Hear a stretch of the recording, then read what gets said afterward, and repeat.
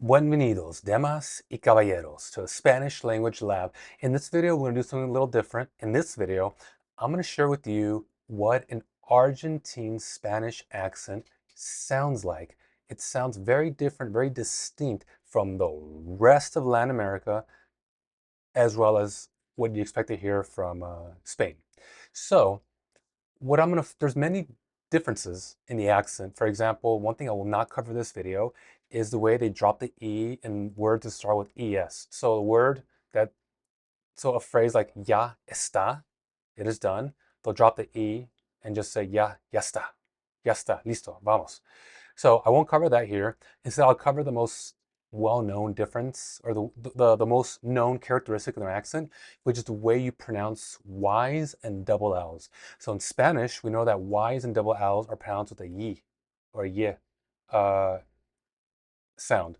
An example might be like llaves, keys, playa, beach. In Argentine Spanish, there's an Italian influence. So playa would be playa, keys would be Chavez, that type of thing. Also, there's other, the cadence is different, a lot of differences in the accent, but I'm really just going to focus on those two because that's the point, that's the scope of this video, to give you a little taste as to what that is. I learned Spanish in 3 different countries: Argentina, Mexico, Spain. So my natural Spanish accent is actually a blend of 3 very different accents, which I like because language is an art, right? Language arts. And so it's good to have different influences to create your own style in whatever art form you happen to be practicing. Believe it or not, language is an art form. So let's get to it. And yeah, I hope you enjoy it. Okay. So this is a short story. It is about a tango dancer visiting Buenos Aires for the first time and just taking it all in, taking in the culture. All right, let's go. Yo siempre soñé con bailar tango y finalmente llegué a Buenos Aires. El primer día, mientras caminaba por la calle, el sol brillaba y pensé, ya estoy aquí. En una esquina, un músico me llamó con la mirada y me dijo que ayer hubo una milonga inolvidable. El sonido del bandoneón cayó como lluvia y sentí que yo también lloraba de emoción. Una bailarina me ofreció la llave de la pista y me dijo, ya es hora de bailar.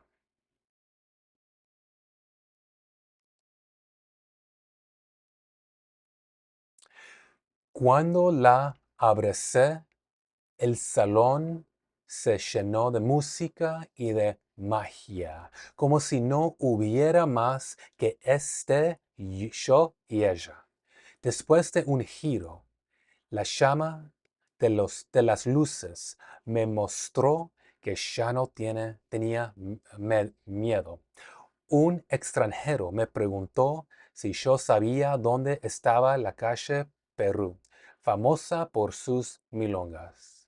Le respondí que ayer pasé por allí y que un cantor me llamó con un verso de Gardel. Las parejas se movían como una lluvia de pasos y yo me dejé llevar por la emoción. Ella sonrió y me dio la llave de su confianza y pensé, ya estoy viviendo un sueño. En ese instante, el salón se llenó de aplausos y sentí que yo pertenecía a Buenos Aires. All right, so that's a story, short and sweet, and to the point. So I asked ChatGPT to highlight and bold all the words that use where the accent changes. Some words like IE were not highlighted in bold. Another one that wasn't highlighted in bold was ella. Now, one thing you might have noticed, probably didn't, but I'll point it out anyways, is with a word like IE, I still pronounce it like IE instead of ashi. Because to my ear, it just sounds a little weird to pronounce it as ashi. It almost sounds like I'm sneezing. So I pick and choose. I personally I pick and choose which words I want to emphasize with whatever accent. Like in Spain, you might say Barcelona. That's an accent I don't actually use, but just for, ironically, once in a while, I'll say gracias, hacia Barcelona. I'll use their accent just to have fun, play a character. But in my standard Spanish, when I'm actually, in conversation, I don't invoke that. But the Argentine accent, sometimes I do, depending who I'm speaking to. Um, and not for every word. So again, for ahí, I'll pronounce it with standard Spanish accent, ahí. Pero chamó, I might say chamó. One word I always use the accent for is for rain. Uh, so to rain, llover.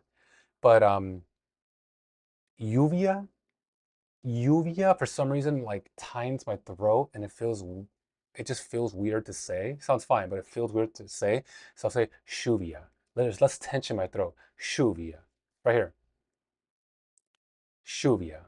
It's just easier for me to say. So I like that I have access to a different knowledge about that other accent to make speaking Spanish a little easier for me. Anyways, that's it. That's the video. Um, if you found this at all useful, exploring different accents in Spanish, let me know in the comments section, and I'll keep doing it. I'll keep doing it. Simple as that. All right, damas y caballeros. Ciao.